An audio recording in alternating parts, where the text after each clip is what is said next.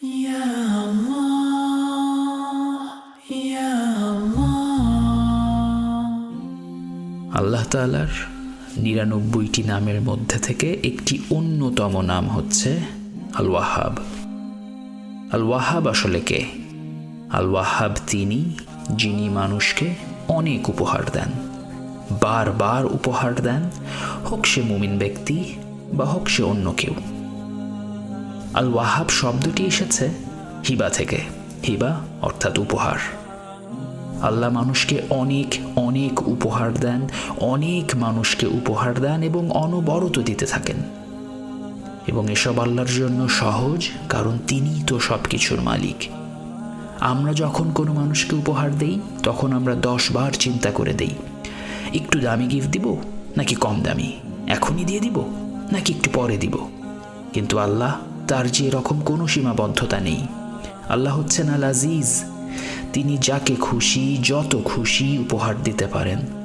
আল্লাহ যদি কাউকে কিছু দিতে চান সেটা আটকায় কে? আবার আল্লাহ যদি কারো কাছ থেকে কিছু আটকে রাখেন সেটা তার কপালে কেউ জুটিয়ে দিতে পারবে না। আবার আমরা কাউকে যখন কোনো উপহার দেই আশা করি কিছু ভালো কথা শুনবো, আশা করি যে উপহার গ্রহীতা আমার প্রতি কৃতজ্ঞ হবেন, ভালো ব্যবহার করবেন।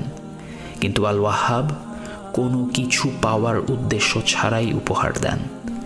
আল্লাহ তার অগণিত উপহারের বিনিময়ে আমাদের কাছে কিছুই আশা করেন না।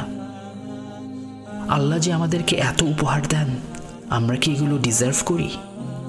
না, কখনোই না। আবার আল্লাহ যদি আমাকে কিছু না দিয়ে অন্যকে দেন, আমি কি রাগ করব? না। আল্লাহ যাকে যেটা দেন সেটা যে তার হিকমা থেকে দেন, এবং আমাদের যা আছে তাতেই আমাদের কৃতজ্ঞ থাকা উচিত। আমরা আমাদের চারপাশে তাকিয়ে দেখব আল্লাহ অলরেডি আমাদের কত রকম হিবা দিয়ে রেখেছেন। হয়তো একদিন আমার মন খারাপ, আর সে সময় আমার বন্ধু আমাকে মেসেজ পাঠালো, এটা হচ্ছে আল্লাহর পক্ষ থেকে হিবা। হয়তো আমার কিছু একটা দরকার ছিল, ঠিক সেই সময়ে সেটা কোনো না কোনো উপায়ে আমার কাছে হাজির হয়ে গেল। হয়তো বাসে উঠে সিট পাচ্ছিলাম না, কেউ তার ব্যাগ সরিয়ে আমার জন্য জায়গা করে দিল, এটা হচ্ছে হিবা।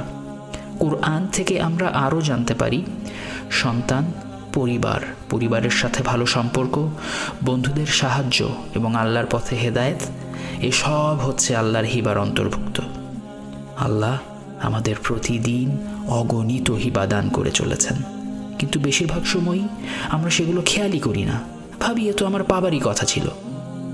আসুন আমরা আল ওয়াহাবের হিবা নিয়ে চিন্তা করি, আল্লাহর প্রতি কৃতজ্ঞ হই এবং হিবাগুলোকে ভালো কাজে ব্যবহার করি।